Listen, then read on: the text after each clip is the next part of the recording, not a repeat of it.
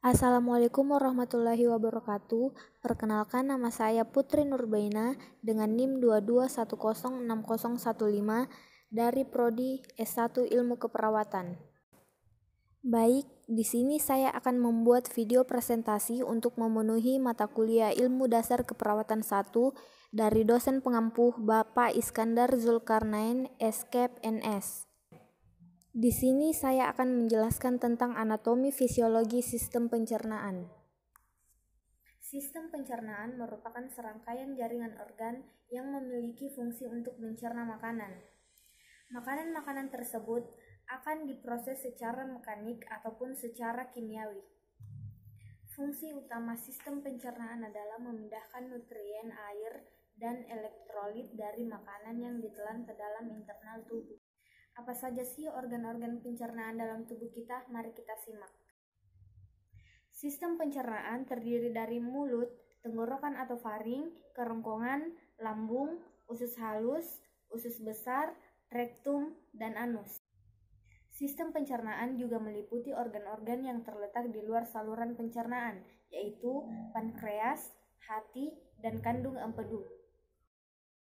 Fisiologi sistem pencernaan atau sistem gastrointestinal atau mulai dari mulut sampai anus adalah sistem organ dalam manusia yang berfungsi untuk menerima makanan, mencernanya menjadi zat-zat gizi dan energi, menyerap zat gizi ke dalam aliran darah serta membuang bagian makanan yang tidak dapat dicerna atau merupakan sisa proses tersebut dari tubuh.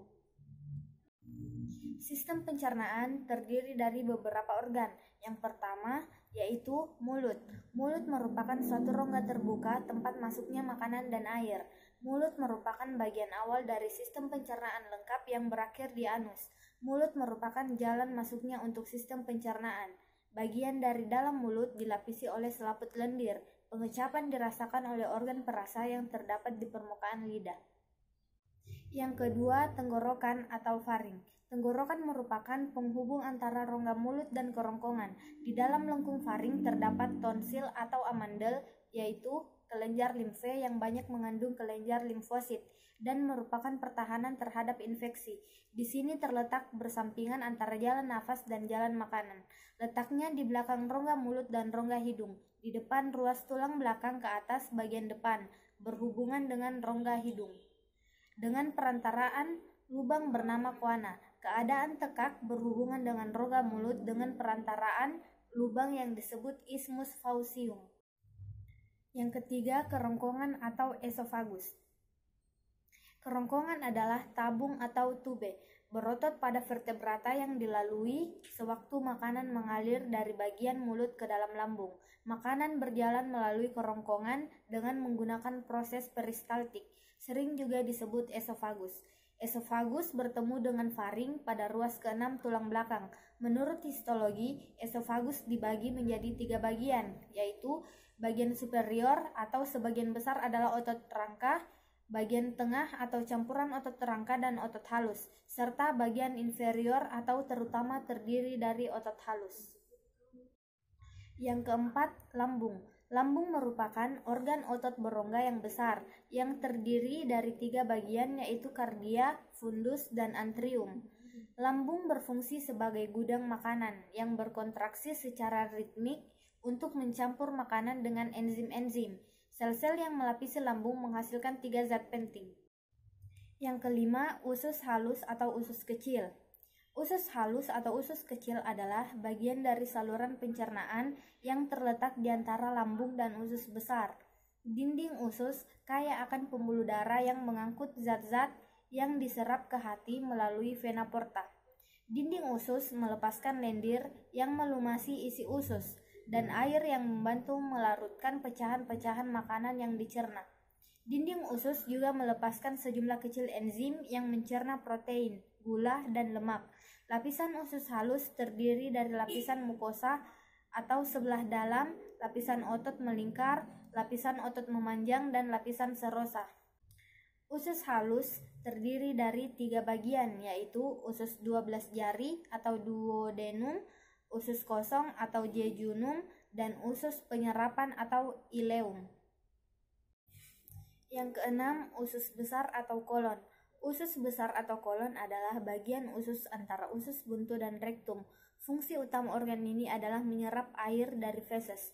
Usus besar terdiri dari kolon ascendens kanan, kolon transversum, kolon descendens kiri, kolon sigmoid, atau berhubungan dengan rektum. Banyaknya bakteri yang terdapat di dalam usus besar berfungsi mencerna beberapa bahan dan membantu penyerapan zat-zat gizi. Yang ketujuh, usus buntu atau sekum. Usus buntu atau sekum adalah suatu kantung yang terhubung pada usus penyerapan serta bagian kolon menanjak dari usus besar. Yang kedelapan, umbai cacing atau appendix. Umbai cacing atau appendix adalah organ tambahan pada usus buntu. Umbai cacing terbentuk dari caecium pada tahap embrio. Dalam orang dewasa, umbai cacing berukuran sekitar 10 cm, tetapi bisa bervariasi dari 2 sampai dengan 20 cm. Walaupun lokasi appendix selalu tetap, lokasi ujung umbai cacing bisa berbeda-beda. Bisa di retrocaecal atau di pinggang atau pelvis, yang jelas tetap terletak di peritoneum. Yang kesembilan, rektum atau anus. Rektum adalah sebuah ruangan yang berawal dari ujung usus besar setelah kolon sigmoid dan berakhir di anus. Organ ini berfungsi sebagai tempat penyimpanan sementara feses. Yang kesepuluh, pankreas. Pankreas adalah organ pada sistem pencernaan yang memiliki dua fungsi utama, yaitu menghasilkan enzim pencernaan serta beberapa hormon penting seperti insulin. Pankreas terletak pada bagian posterior perut dan berhubungan erat dengan duodenum atau us 12 jari. Yang ke-11, hati. Hati merupakan sebuah organ yang terbesar di dalam badan manusia dan memiliki berbagai fungsi. Beberapa di antaranya berhubungan dengan pencernaan.